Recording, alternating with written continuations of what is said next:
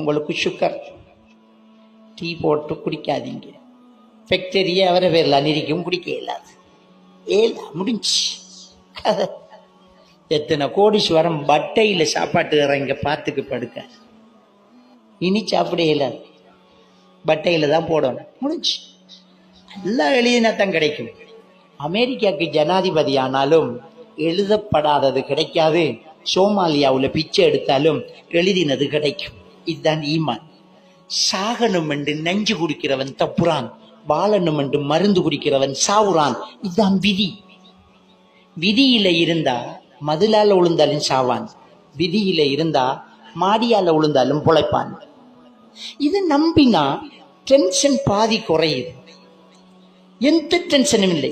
என்ன நடந்தாலும் ஒரே வேர்டு அல்ஹம்துலில்லாஹ், அல்லாஹ்வுடைய நாட்டம், அல்லாஹ் எழுதல, விட்டுட்டு போயிட்டே இருப்பான். என்ன செய்யலாம்? நம்மகிட்ட இருக்கிற கோடிக்கணக்கான சொத்தை ஒருத்தன் ஏமாற்றி அவன் பேர்ல மாட்டி எழுதிட்டான், நம்ம ரோட்ல நிக்கிறோம். சூசைட் பண்ணிடுவாங்க, சூசைட் பண்ணிக்கிறாங்க. இலங்கையில ஒரு மாற்று மத சகோதரர் ஒரு கிராமப்புறத்துல ஒரு 5000 ரூபாய் காசை கொண்டு போய் ஒரு கடையில பொருள் வாங்குறார். அவன் 500 ரூபாய்க்கு தெரியாதனமா மிச்சம் கொடுத்துட்டான். இவரும் வீட்டை போய் பார்க்கிறாரு, மிச்சத்தை குறைய தந்துட்டான். அவர் திரும்பி வாரான்.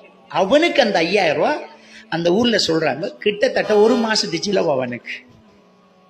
அவன் திரும்ப வந்து, ஐயா நீங்க 500 ரூபாய்க்கு தான் மிச்சம் தந்த.